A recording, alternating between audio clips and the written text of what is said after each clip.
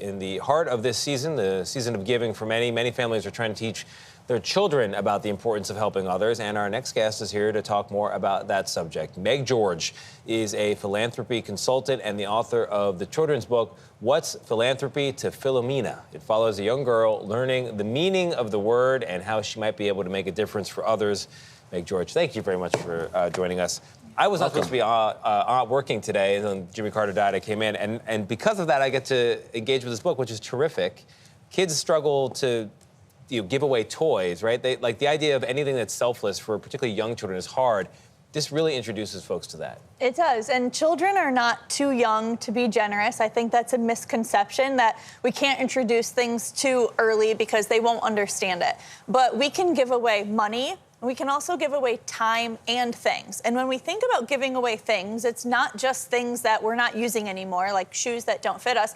It can be things that we really love. And I think that's something that Philomena discovers, is that even if she loves something, if someone else has none of it, she can still consider giving it away and making someone else's life better. So you talk about the things that we as parents can teach our children about how to think of philanthropy. What are some examples of the ways that we can talk to children about that? And you say that there are 3 things that they can do to contribute. What are they? Yeah, so with time, which I think is the best introduction to philanthropy, we can expose kids to the challenges that exist in this world. And once we do that, that leads to compassion, and it also leads to gratitude. So I always say that spending time, like making a meal, right? Everybody needs food. Nobody should live in litter. There's activities that we can do with our kids that expose them right away to making the world a better place.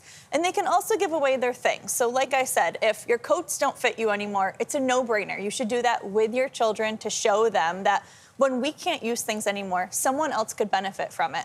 But also things like Halloween costumes. I'll say to my son, it's not more important that we have 8 Halloween costumes and some children have 0. It's important that we have 1 and 7 other kids have 1 too. So we can show kids that even when they really like something, the idea of parting with it might be a little sad or a little weird because they have feelings that they can't help. But giving things away is also a great introduction. And then money. And it might seem a little bit unimaginable that children can be a part of giving away money, but especially today when children might have holiday money or birthday money at another time of the year, we can engage them in a group conversation with us. We as parents plan to give away a gift, a monetary donation, and we can actually involve them, which is what my husband and I do with our children. Well, I was going to ask you about your kids. You've got a son and a daughter. Yep. How old are they? They're 6 and 8. So how did your experience with them shape what you wrote in this book?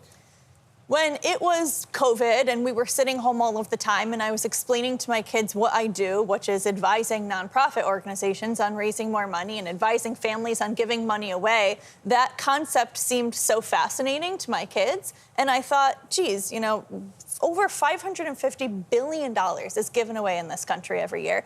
And we rely on actually, relatively speaking, few people to fund a lot of the things that go on at nonprofits. Yeah. So if we think about that heavy reliance we have on a small group, I say to myself, we have to change that. That's going to have to change in the future. So if we can introduce children now to becoming philanthropists, they will grow up believing that's what they are, and they'll be philanthropists as adults. So with my own kids, I'm like, let's go do things. Let's expose you to challenges and let's involve you in the conversation that we're having about money so that you can help us decide where we're going to make a donation, and you have to contribute something too. And you say that it will also have a positive impact on their mental health. Yes.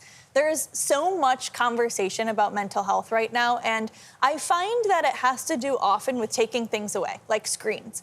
But what if we can add something like time as a family that's devoted to an activity, or time at the dinner table that's devoted to choosing a nonprofit that we're going to make a donation to?